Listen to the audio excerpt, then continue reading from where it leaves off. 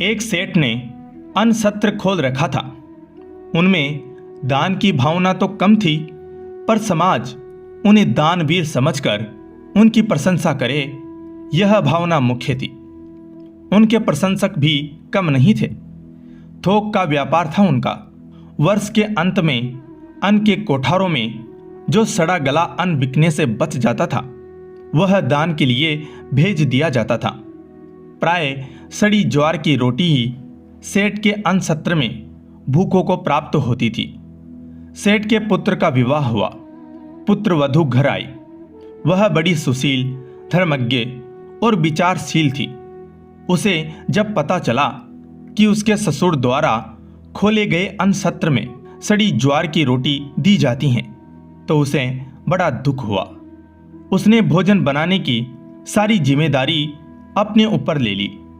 पहले ही दिन उसने अन्न सत्र से सड़ी ज्वार का आटा मंगवाकर एक रोटी बनाई और सेठ जब भोजन करने बैठे तो उनकी थाली में भोजन के साथ वह रोटी भी परोस दी।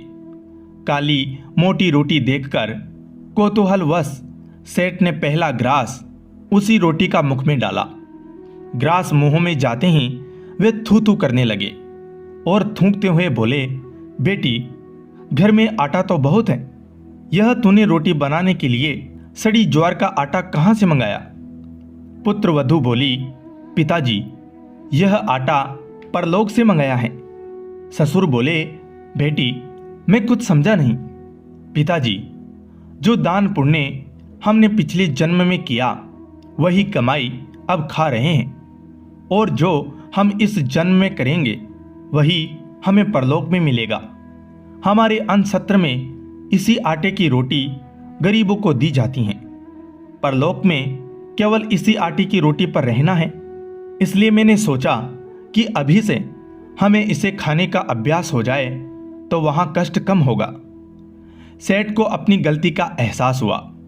उन्होंने अपनी पुत्र वधू से क्षमा मांगी और अन्न सत्र का सड़ा आटा उसी दिन फिकवा दिया। तब से अन्न सत्र से गरीबों, भूखों को अच्छे आटे की रोटी मिलने लगी। आप दान तो करो, लेकिन दान ऐसा हो कि जिससे दूसरे का मंगल ही मंगल हो। जितना आप मंगल की भावना से दान करते हो, उतना दान लेने वाले का भला होता ही है। साथ में आपका भी यह लोक और परलोक सुधर जाता है।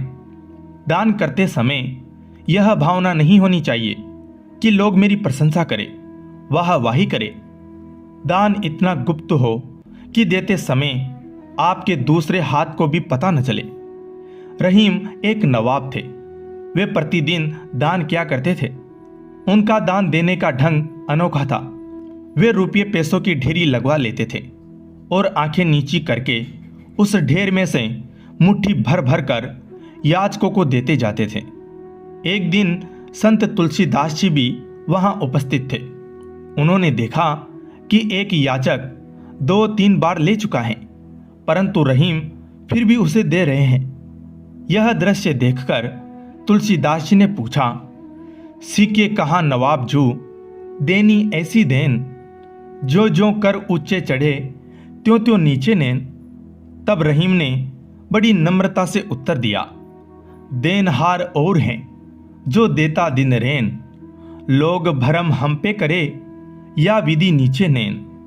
असल में दाता तो कोई दूसरा है जो दिन रात दे रहा है। हम पर व्यर्थ ही भ्रम होता है कि हम दाता हैं, इसलिए आंखें झुक जाती हैं। कितनी ऊंची दृष्टि है, कितना पवित्र दान है। दान श्रद्धा, प्रेम, सहानुभूति एवं नम्रता पूर्वक दो। कुड़कर, जलकर, खींचकर मत दो। जय भोलेनाथ की। धन्यवाद।